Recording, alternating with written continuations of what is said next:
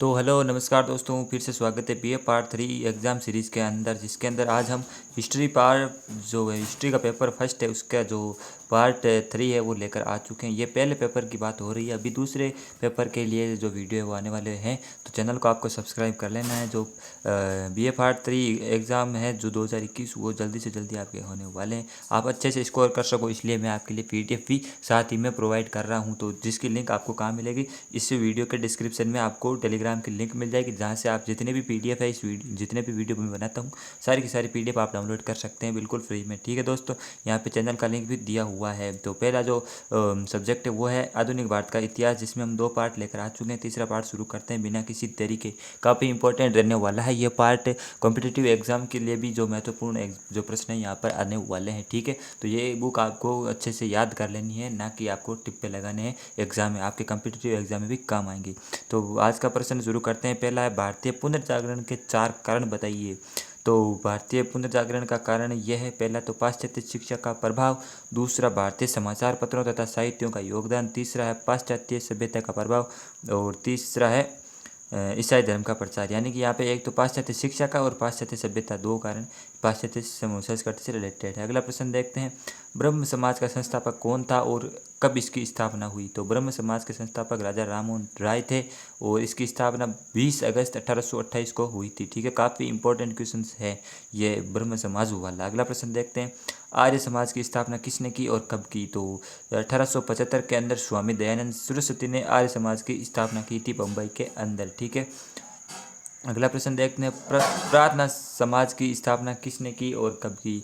तो 1867 में डॉक्टर आत्माराम पांडुरंग ने प्रार्थना सभा की स्थापना की थी। तो नेक्स्ट प्रश्न है, बाल गंगाधर तिलक द्वारा रचित 2 ग्रंथों के नाम। ठीक है, तो ये ग्रंथ के नाम पूछे हैं, ना कि इनकी जो समाचार पत्र है। समाचार पत्र तो केसरी और मराठा है, आप कंफ्यूज नहीं होना इसमें। और जो है कुछ लोग यहाँ पे तिलक द्वारा रचित जो है इसमें मराठा और केसरी करके आ जाते हैं, लेकिन जो ग्रंथ है वो है गीता रहस्य और दूसरा है the Arctic home in the Vedas. ठीक है, ये 2 इनके ग्रंथ है गंगाधर तिलक द्वारा। अगला प्रश्न देखते हैं, स्वामी दयानंद द्वारा रचित 2 ग्रंथ। तो स्वामी दयानंद ने ऋग्वेद भाष्य, भूमिका, वेद भाष्य और सत्यार्थ प्रकाश नामक ग्रंथों की रचना की। 3 ग्रंथ आपको यहाँ पे बता दिए हैं। अगला प्रश्न देखते हैं, रामकृष्ण मिशन की स्थापना किसने और कब की। तो इंपॉर्टेंट क्वेश्चन है ये भी, जितने भी मिशन वगैरह है आर्य समाज वगैरह। तो 5 मई 1897 को स्वामी विवेकानंद ने रामकृष्ण मिशन की स्थापना की थी। अगला प्रश्न देखते हैं, रामकृष्ण मिशन के 2 कार्यों का उल्लेख कीजिए कि इसके क्या कार्य थे। तो पहला था वेदांत के विचारों का प्रचार प्रसार करना, पुरानी संस्कृति भारतीय संस्कृति का प्रचार प्रसार करना, और दूसरा है गरीबों, पीड़ितों तथा साधनहीन लोगों की सेवा करना रामकृष्ण मिशन का उद्देश्य था। अगला प्रश्न देखते हैं, शुद्धि आंदोलन से क्या तात्पर्य है। तो स्वामी दयानंद ने शुद्धि आंदोलन चलाया। इस आंदोलन का उद्देश्य उन हिंदुओं को वापस हिंदू धर्म में दीक्षित करना था जो प्रलोभन अथवा दबाव के कारण इस्लाम या ईसाई धर्म ग्रहण कर चुके थे, क्योंकि सल्तनत काल के अंदर है जो मुस्लिम सत्ता स्थापित हो गई थी भारत में, और तभी से जो है कुछ हिंदुओं को ज़बरदस्ती या फिर कुछ लालच वगैरह देकर उनको इस्लाम या ईसाई धर्म में मतलब बदला जा रहा था। तो ये शुद्धि आंदोलन चलाया था स्वामी दयानंद ने, वापस हिंदुओं को हिंदू धर्म ज्वाइन करने के लिए। ठीक है, अगला प्रश्न देखते हैं, सर जॉन शोर का लगान व्यवस्था के बारे में क्या विचार था। तो सर जॉन शोर के अनुसार जमींदारी भूमि के स्वामी थे तथा वे सरकार को लगान देने के वास्तविक अधिकारी थे, न कि सभी किसान। अगला प्रश्न देखते हैं, इस वीडियो को आपको दोस्तों लाइक शेयर और सब्सक्राइब जरूर कर लेना चैनल को, जितने भी आपको बीए पार्ट्स 3 से रिलेटेड PDF वगैरह आपको मिला करेगी। ठीक है दोस्तों, अगला प्रश्न देखते हैं, अजमेर आर्य समाज के लिए तीर्थ क्यों है। वैसे भी अजमेर को तीर्थों का मामा कहा जाता है राजस्थान में, तो यहाँ पे पूछा है आर्य समाज के लिए क्यों है। तो 1883 में स्वामी दयानंद सरस्वती का जो देहांत है वो अजमेर में ही हुआ था, तो इसलिए आर्य समाज के लिए ये तीर्थ बन गया है। अगला प्रश्न देखते हैं, 1857 के विद्रोह में भाग लेने वाली 2 भारतीय नारियों के नाम तो सबको पता है, झांसी की रानी और बेगम हजरत महल। ठीक है, ये 2 महिलाएं हैं जिन्होंने 1857 में भाग लिया था। अगला प्रश्न देखते हैं, 1857 के विद्रोह के 4 राजनीतिक कारण बताइए। तो क्या राजनीतिक कारण रहे थे। तो पहला है अंग्रेजों की साम्राज्यवादी नीति, दूसरा है अंग्रेजों का मुगल सम्राट के प्रति अपमानजनक व्यवहार, तीसरा अवध को ब्रिटिश साम्राज्य में संबंधित करना, और चौथा है नाना साहब की पेंशन बंद करना। और भी कारण है गौ निषेध प्रथा वगैरह, और किसान जो किसानों से कर वसूल करना, ऐसे बहुत सारे कारण हैं। तो ये 4 मुख्य कारण हैं, आप इनको याद कर लीजिएगा। अगला प्रश्न देखते हैं, 10 मई 1857 को ये प्रश्न पूछा है कि 1857 के विद्रोह का सूत्रपात कहाँ से हुआ और कब हुआ। तो 10 मई 1857 को मेरठ छावनी से हुआ था। 1857 का विद्रोह स्टार्ट हुआ था, जहाँ से मंगल पांडे ने जो है कारतूसों जो है उनको प्रयोग करने से मना कर दिया था और वहीं से इसका सूत्रपात माना जाता है। अगला प्रश्न देखते हैं, 1857 की क्रांति से पहले हुए दो जनजातीय क्रांतियों के नाम लिखिए या आंदोलनों के नाम लिखिए। तो पहला जो आंदोलन है 1857 से जो पहले हुआ, जस्ट पहले, तो वो 1831 में छोटा नागपुर में हो जाती का विद्रोह, ठीक है, हो जाती।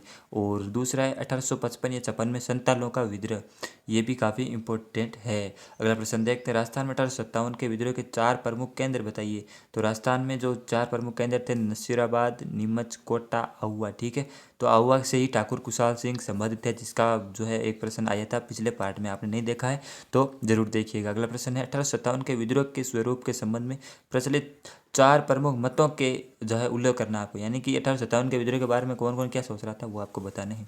तो इसमें कई लोगों ने अलग अलग विचार दिए, तो ये सारे के सारे विचार भारतीय लोगों के, अंग्रेजों के अलग विचार है। सॉरी, ये जो विचार है वो सारे के सारे अंग्रेजों के। तो पहला विचार है, यह सैनिक विद्रोह था।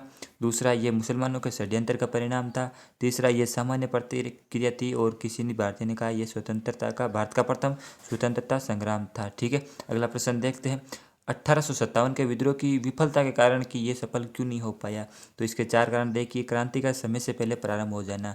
वैसे तो 1857 का विद्रोह की जो प्लानिंग है वो लगभग 29 मई के आसपास की बनाई गई थी कि इस दिन सब इकट्ठा होंगे, मगर समय से पहले ही 10 मई को ही ये जो है इसका आगाज हो चुका था विद्रोह का। तो ये तो समय से पहले प्रारंभ हो गया। दूसरा, योग्य नेताओं का अभाव। जितने भी जो जहाँ पर भी विद्रोह हुए 1857 के अंदर, सभी में एक इंटरनेट जो है नेशनल लेवल पर, केंद्र लेवल पर जो है लीडर की कमी थी, तो इसलिए यहाँ पर यह विफल हो गया। तीसरा कारण है दक्षिण भारतीय उदासीनता। तो जब 1857 का विद्रोह चल रहा था तो तब दक्षिण भारत में कहीं पर भी इसका सपोर्ट नहीं मिला और ना ही जो शिक्षित वर्ग है उसका सपोर्ट मिला 1857 के विद्रोह को। अगला प्रश्न है, विद्रोही, सॉरी, अगला जो है चौथा कारण वो है विद्रोहियों के सीमित साधन। जो विद्रोही थे वो ऐसे ही बिना किसी साधनों हथियारों के विद्रोह कर बैठे थे और केवल अंग्रेजों को लूट रहे थे। तो मगर समय से पहले ही अंग्रेजों ने इन सबको दबा दिया और वापस से अपने जो हथियार वगैरह थे, हथियार वगैरह, उन पर कब्जा कर लिया था। अगला प्रश्न देखते हैं, 1857 के विद्रोह के 4 परिणाम लिखिए। तो पहला परिणाम है ईस्ट इंडिया कंपनी के शासन की समाप्ति। तो 1857 में जो भयंकर विद्रोह हुआ था तो उसके जो पावर को देखते हुए जो 1858 के अंदर ईस्ट इंडिया कंपनी का शासन समाप्त कर दिया गया था और जो डायरेक्ट शासन है वो इंग्लैंड के क्राउन के हाथों में सौंप दिया गया था। अगला जो दूसरा है वो अंग्रेजों की सैनिक नीति में भी परिवर्तन हुआ। परिवर्तन ये हुआ कि जो पहले अवध वगैरह से काफ़ी ज़्यादा सैनिक यहाँ पे 5:1 अनुपात में होते थे, यानी 5 सैनिक अवध से होते थे, बाकी 1 सैनिक अंग्रेज होता था। तो इसके बाद जो है सैनिक 5 की जगह यहाँ पे 1 या ऐसा कर दिया गया, यानी कि सैनिकों में कमी कर दी गई थी जहाँ पर ज़्यादा विद्रोह हुआ था। अगला तीसरा कारण है भारतीय तथा अंग्रेजों के बीच कटुता बढ़ना। या हाँ, इस 1857 के बाद भारतीय और अंग्रेजों के बीच काफ़ी कटुता बढ़ गई थी। और चौथा है राष्ट्रवाद को प्रोत्साहन मिला इस क्रांति के कारण, और इसी के यही जो है प्रथम स्वतंत्रता संग्राम माना जाता है भारत का। प्रश्न 80 है, भीमा कोरेगांव का युद्ध कब और किन के मध्य हुआ। तो ये दलितों के लिए काफ़ी इंपॉर्टेंट युद्ध है और काफ़ी इंपॉर्टेंट युद्ध मानते हैं दलित इसको, क्योंकि 1818 जनवरी 1818 में अंग्रेजों और पेशवा बाजीराव द्वितीय के बीच भीमा कोरेगांव का युद्ध हुआ। तो बेसिकली ये डायरेक्ट अंग्रेज नहीं थे, इसमें अंग्रेजी सेना में जो कुछ दलित लोग थे, बहुत कम लोग थे, और शायद इन्होंने कहीं पानी यानी पी लिया होगा नदी में। तो जो पेशवा बाजीराव यानी जो मराठे लोग थे वो काफ़ी नाराज़ हो गए थे और इन्होंने दलितों को मारने के लिए जो है आक्रमण कर दिया था इन पर। तो दलितों ने, बहुत कम दलित थे ऐसा माना जाता है, और इन्होंने जो है इन मराठाओं की सेना को हरा दिया था। तो ये जो है दलित लोग इस युद्ध को काफ़ी इंपॉर्टेंट मानते हैं। अगला प्रश्न देखते हैं, 1857 के विद्रोह के बाद इंग्लैंड की महारानी का घोषणा पत्र कब घोषित किया गया। तो 1857 के विद्रोह के बाद 1 नवंबर 1818 को इंग्लैंड की महारानी का घोषणा पत्र घोषित किया गया। अगला प्रश्न देखते हैं, रानी के घोषणा पत्र के किन्हीं 2 सकारात्मक आश्वासनों का उल्लेख कीजिए। तो पहला है भविष्य में ब्रिटिश राज्य का विस्तार नहीं किया जाएगा, ये जो है रानी के घोषणा पत्र में लिखा गया था। और दूसरा है धार्मिक सहिष्णुता तथा स्वतंत्रता की नीति का पालन किया जाएगा, कि सभी धर्मों को समान रूप से देखा जाएगा, मगर ऐसा हुआ नहीं। अगला प्रश्न देखते हैं, 1858 का रानी का घोषणा पत्र क्या था। तो उसमें जो मुख्य बातें थी वो थी, 1858 के रानी के घोषणा पत्र में कहा गया था कि अब भारत में अंग्रेजी राज्य का विस्तार नहीं किया जाएगा। तथा धार्मिक सहिष्णुता एवं स्वतंत्रता की नीति का पालन किया जाएगा। बिना किसी पक्षपात के भारतीयों को सरकारी नौकरी दी जाएगी और भारतीयों के साथ स्वतंत्रता का व्यवहार किया जाएगा। ये 1858 का जो रानी का घोषणा पत्र था उसमें ऐसी बातें लिखी गई थी। अगला प्रश्न देखते हैं। 1857 की क्रांति नहीं राष्ट्रीय स्वतंत्रता संग्राम थी, ये किसका कहना है? तो अभी जो ऊपर एक प्रश्न आया था जिसमें कथन पूछे गए थे, जिसमें एक कथन ये भी था कि 1857 की जो क्रांति है वो भारत का प्रथम स्वतंत्रता संग्राम था। तो ये कथन है डॉक्टर R.C. मजूमदार का। ठीक है, अगला प्रश्न देखते हैं। गोद निषेध नीति से आप क्या समझते हैं? तो ये नीति डलहौजी ने लाई थी 1857 के विद्रोह से पहले, इसीलिए ये भी एक कारण माना जाता है गोद निषेध नीति 1857 का। तो डलहौजी की गोद निषेध नीति के अनुसार देशी रियासतों के जो शासकों को अंग्रेजी कंपनी की अनुमति के बिना गोद लेने का विरोध कर दिया गया। यानी कि जिन राजाओं के संतान नहीं होती थी उनको अंग्रेज मतलब उनका उत्तराधिकारी नहीं होता था, तो अंग्रेज उसकी जो जागीर थी वो अपने में मिला लेते ईस्ट इंडिया कंपनी में। तो इसलिए है ये गोद निषेध नीति लाई गई थी डलहौजी के द्वारा। अगला प्रश्न है हंटर आयोग का गठन किसने और क्यों किया, मतलब कब किया? तो उच्च शिक्षा के क्षेत्र में सुधार करने के लिए 1882 में विश्व में लॉर्ड लिपन ने हंटर आयोग का गठन किया था 1882 के अंदर। ठीक है, तो अगला प्रश्न देखते हैं। उनके नाम लिखिए जिन्होंने भारत से इंग्लैंड को होने वाले धन निष्कासन को परिभाषित किया। यानी धन निष्कासन के सिद्धांत को किसने परिभाषित किया? ये एग्जाम में बहुत बार क्वेश्चन आता है धन निष्कासन का सिद्धांत। तो ये दादा भाई नौरोजी ने अपनी पुस्तक जो है poverty and un British rule in India में किया था। ये इंपॉर्टेंट क्वेश्चन है हर एग्जाम के लिए। और दूसरा है R.C. दत्त द्वारा लिखित इकोनॉमिक हिस्ट्री ऑफ इंडिया। इन दोनों पुस्तकों में इन्होंने जो है धन निष्कासन का सिद्धांत प्रतिपादित किया था।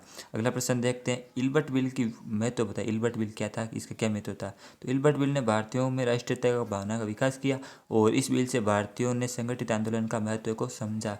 और अगला प्रश्न देखते हैं। मीर कासिम कौन था? तो ये तो सबको पता है, मीर कासिम बंगाल का नवाब था और मीर जाफर का क्या था, दामाद था। तो वह एक योग्य व्यक्ति था और 20 अक्टूबर 1760 को वह बंगाल का नवाब बनाया गया। अंग्रेजों ने इसको बनाया था मीर जाफर की जगह पर, मगर बाद में मीर कासिम ने ही अंग्रेजों से मतलब विश्वासघात कर लिया और इसी के कारण पानीपत का तरते युद्ध भी हुआ था। अगला प्रश्न देखते हैं। बंग भंग विशेष में आप क्या जानते हैं कि ये क्या था? तो बंग भंग विषय 1905 में लॉर्ड कर्जन ने जब बंगाल का विभाजन किया तो क्योंकि वह हिंदुओं तथा मुसलमानों में फूट डालकर राष्ट्रीय आंदोलन को कुचल देना चाहता था। कि बंगाल में होता क्या था एक साइड ज़्यादा मुसलमान थे और एक साइड ज़्यादा हिंदू थे, तो दोनों एक साथ अंग्रेजों को बर्दाश्त नहीं हुए और उन्होंने बंगाल का विभाजन कर दिया। तो हिंदुओं को अलग कर दिया, मुसलमानों को अलग कर दिया ताकि इन दोनों के बीच आपसी फूट और लड़ाइयाँ हो। तो इससे बंगाल में एक आंदोलन शुरू हो गया इस विभाजन के बाद में, जिसे बंग भंग आंदोलन कहते हैं। काफ़ी महत्वपूर्ण प्रश्न है ये भी। आज का लास्ट प्रश्न देखते हैं। वैसे ये एक प्रश्न आपके लिए एडवांस में बोनस के रूप में। लाला लाजपत राय की 2 अंग्रेजी पुस्तकों के नाम। तो एक थे यंग इंडिया, दूसरी है इंग्लैंड डेप टू इंडिया। ये लाला लाजपत राय की 2 पुस्तकें हैं।